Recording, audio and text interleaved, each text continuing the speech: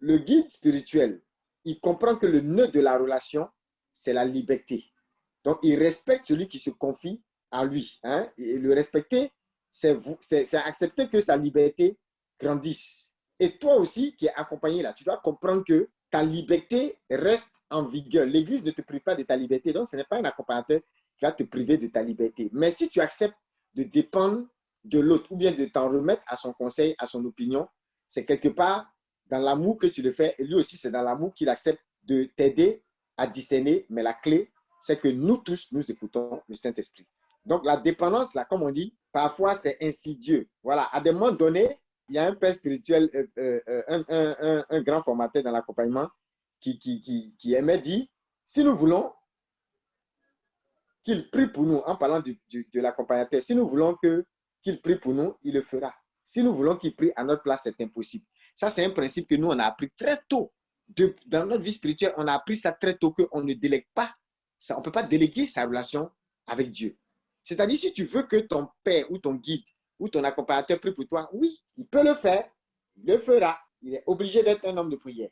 Mais si tu veux qu'il prie à ta place, c'est impossible parce que celui qui accompagne ne peut pas se substituer à la liberté de l'autre.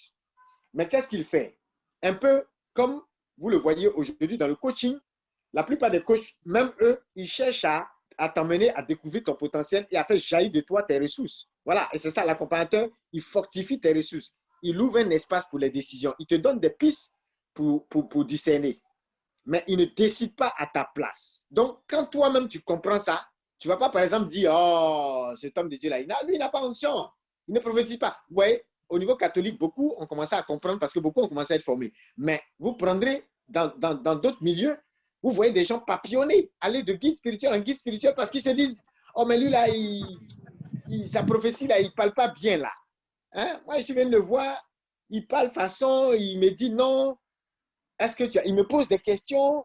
Est-ce que tu as envisagé tel cas? Est-ce que tu as envisagé? Les gens n'aiment pas qu'on leur pose des questions. Ils veulent du tout cuit, qu'on leur dise, bro, voilà, c'est ton mari, c'est pas ton mari. Dieu m'a révélé que si vous vous mariez dans 3 ans, tel va mourir. Dans 4 ans, tu auras tel boulot et tu vas faire ci. Ce boulot n'est pas ton boulot. Aïe, tu attends que ton père spirituel décide à ta place. Dans ce cas, tu perds ton temps et tu perds ta personnalité. Voilà le principe. C'est ce que n'importe quel père dans l'église vous dira ça.